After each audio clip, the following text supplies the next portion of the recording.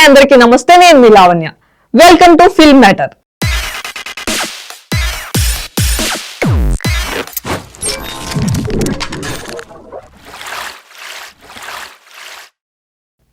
గణతంత్ర దినోత్సవాలను పురస్కరించుకొని కేంద్ర ప్రభుత్వం ప్రకటించిన పద్మ అవార్డుల్లో 2 తెలుగు రాష్ట్రాలకు చెప్పుకోదగ్గ ప్రాధాన్యత లభించింది.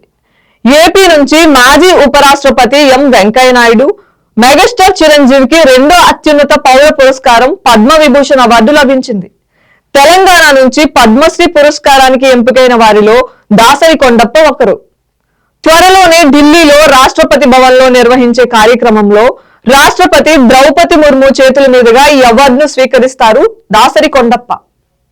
పద్మశ్రీ అవార్డుకు నామినేట్ అయిన బుర్రవీణ కళాకారుడు దాసరి కొండప్పను సత్కరించింది బలగం సినిమా టీం. గత ఏడాది విడుదలైన ఈ సినిమా బాక్స్ ఆఫీస్ వద్ద కలెక్షన్ల సునామీ సృష్టించిన విషయం తెలిసిందే. ఇందులో దాసరి కొండప్ప ఓ చిన్న పాత్రలో నటించాడు. అయ్యో శివుడా అనే పాటను పాడారు. తమ సినిమాలో నటించిన దాసరి కొండప్పకు ప్రతిష్టాత్మక పద్మశ్రీ అవార్డు లభించిన ఆనందాన్ని బలగం టీం పంచుకుంది. సాలువా కప్పి సన్మానించింది. ఈ ఉదయం హైదరాబాద్ లో దిల్ రాజు కార్యాలయంలో ఈ కార్యక్రమం ఏర్పాటైంది.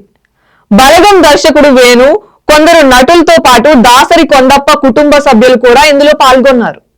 ఈ సందర్భంగా దిల్ రాజు ₹1,00,000 చెక్ ను దాసరి కొండప్పకు అందజేసి సత్కరించారు.